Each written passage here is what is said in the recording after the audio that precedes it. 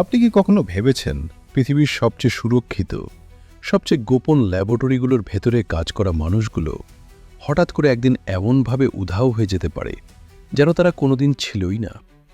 ভাবুন তো, একজন বিজ্ঞানী সকালে বাসা থেকে বের হলেন, কিন্তু ফোন, ম্যানিব্যাগ, এমনকি গাড়ির চাবিও ফেলে রেখে গেলেন, আর তারপর আর কোনো খোঁজ নেই।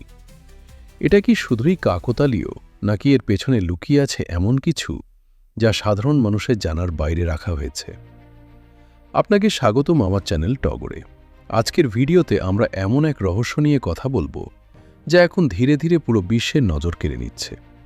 একের পর এক শীর্ষস্থানীয় বিজ্ঞানী যারা কাজ করতেন পারমাণবিক অস্ত্র, মহাকাশ গবেষণা, এমনকি ভবিষ্যতের প্রযুক্তি নিয়ে, তারা কেউ নিখোঁজ, কেউ অস্বাভাবিকভাবে নিহত। আর সবচেয়ে ভয়ের বিষয় হল, এই ঘটনাগুলোর মধ্যে একটা অদ্ভুত মিল আছে। ভিডিওটা শেষ পর্যন্ত দেখুন, কারণ শেষের দিকে এমন কিছু তথ্য আসবে যা আপনার পুরো ধারণা বদলে দিতে পারে। ঘটনাগুলো শুরু 2023 সাল থেকে। প্রথমে বিষয়টা খুব একটা গুরুত্ব পায়নি। একজন নিখোঁজ, আরেকজনের অস্বাভাবিক মৃত্যু, এসব তো মাঝে মধ্যেই ঘটে। কিন্তু যখন এই তালিকা বড় হতে থাকে আর নামগুলো একে একে বেরিয়ে আসে, তখনই শুরু হয় আসল আতঙ্ক। ভাবুন তো, এই মানুষগুলো কারা?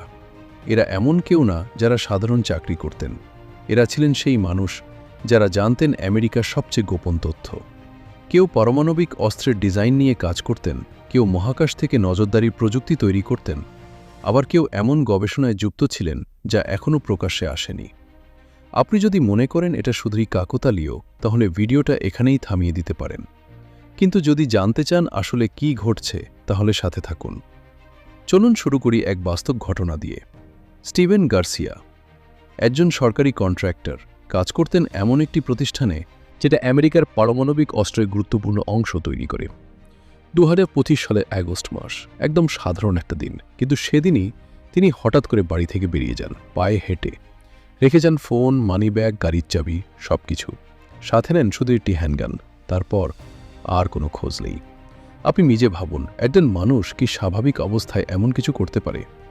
এখানে একটা প্রশ্ন আসে, তিনি কি কাউকে ভয় পেয়েছিলেন, নাকি তিনি জানতেন এমন কিছু যার কারণে তাকে গা ঢাকা দিতে হয়েছে? আপনার কি মনে হয়? কমেন্টে জানাতে পারেন।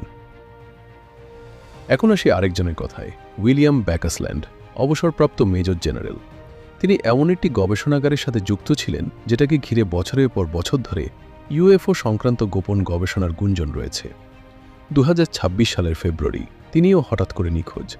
তার স্ত্রী যখন জরুরি নম্বরে ফোন করেন, তখন যে তথ্য দেন তা শুনে তদন্তকারীরাও হতবাক। বলা হয়, তিনি এমনভাবে সবকিছু পরিকল্পনা করেছিলেন যাতে কেউ তাকে খুঁজে না পায়। এখন প্রশ্ন হল, একজন উচ্চপদস্থ সামরিক কর্মকর্তা কেন এমনভাবে হারিয়ে যাবেন?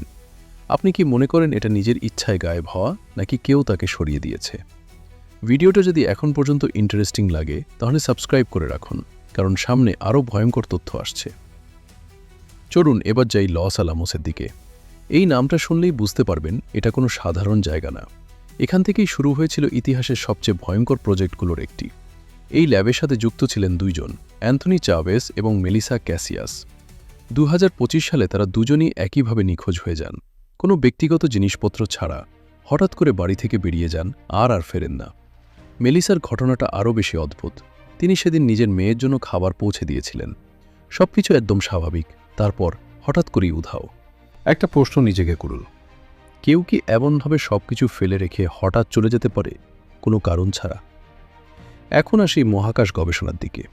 মনিকা জাসি রেজা একজন শীর্ষস্থানীয় বিজ্ঞানী, যিনি রকেট প্রযুক্তির অত্যন্ত গুরুত্বপূর্ণ অংশে কাজ করতেন।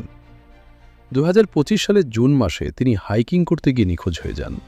বিশাল অনুসন্ধান চালানো হয়, কিন্তু কোনো ক্লু নেই, কোনো চিহ্ন নেই, যেন তিনি বাতাসে মিলিয়ে গেছেন। এখন আপনি যদি ভাবেন এটা দুর্ঘটনা, তাহলে একটা প্রশ্ন আসে, এত বড় একজন বিজ্ঞানী, যার উপর এত গুরুত্বপূর্ণ কাজ নির্ভর করছে, তার নিরাপত্তা এত দুর্বল কেন? আপনার মতামত কি? নিচে লিখে জানান। এখন পর্যন্ত যা শুনলেন তা হয়তো আপনাকে অবাক করেছে, কিন্তু এখন যা শুনবেন সেটা আরও ভয়ঙ্কর, কারণ এখন আসছে মৃত্যুর ঘটনা। নুনো লোরেইরো, পারমাণবিক ফিউশন গবেষণার একজন বড় নাম। তাকে নিজের বাড়িতে গুলি করে হত্যা করা হয়। তদন্তে একজন সন্দেহভাজন ধরা পড়ে, কিন্তু মোটিভ এখনও অজানা। কেন একজন বিজ্ঞানীকে টার্গেট করে হত্যা করা হবে, এই প্রশ্নের উত্তর এখনও কেউ দিতে পারেনি। এরপর আসি কার্ল গ্রিলমায়ারের ঘটনায়, একজন জ্যোতির্বিজ্ঞানী যিনি বহু বছর ধরে মহাকাশ গবেষণায় কাজ করেছেন। তাকেও নিজের বাড়ির বারান্দায় গুলিবিদ্ধ অবস্থায় পাওয়া যায়। একজনকে গ্রেপ্তার করা হয়েছে, কিন্তু এখানেও একই সমস্যা, মোটিভ নেই। এখন আপনি নিজেই চিন্তা করুন, এতগুলো ঘটনার মধ্যে কি সত্যিই কোনো সম্পর্ক নেই?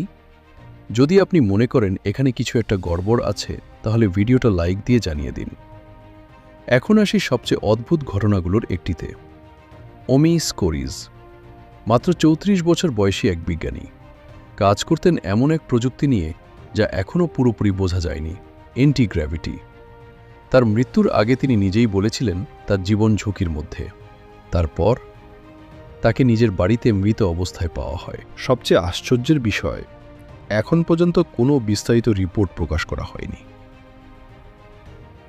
এখন প্রশ্নটা আরেকটু বড় হয়ে যায়, এগুলো কি আলাদা আলাদা ঘটনা নাকি একটা বড় চেইনের অংশ? বিশেষজ্ঞরা এখন 3টি সম্ভাবনার কথা বলছেন। প্রথমত, বিদেশি গুপ্তচর বৃত্তি। কোনো প্রতিদ্বন্দ্বী দেশ কি আমেরিকার গুরুত্বপূর্ণ বিজ্ঞানীদের টার্গেট করছে? দ্বিতীয়ত, গোপন তথ্য ফাঁস হওয়ার ভয়। এই বিজ্ঞানীরা কি এমন কিছু জানতেন যা প্রকাশ পেলে বিশ্ব বদলে যেত?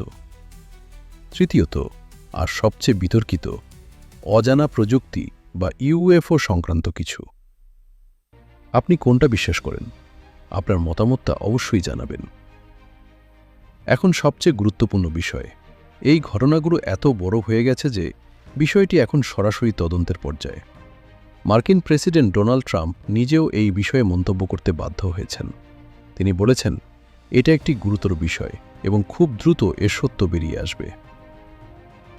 কিন্তু এখানে একটা বড় প্রশ্ন রয়ে যায়, যদি সত্যি এত বড় কিছু ঘটে থাকে, তাহলে কি সেই সত্য আমাদের সামনে আসবে, নাকি সবকিছু চুপচাপ চাপা পড়ে যাবে? কারণ ইতিহাস বলে, যখন বিষয়টা খুব বেশি সংবেদনশীল হয়ে যায়, তখন সত্যটা সাধারণ মানুষের কাছে পৌঁছায় না। আপনি যদি এমন আরও গভীর এবং রহস্যময় বিষয় জানতে চান, তাহলে অবশ্যই চ্যানেলটি সাবস্ক্রাইব করে রাখুন।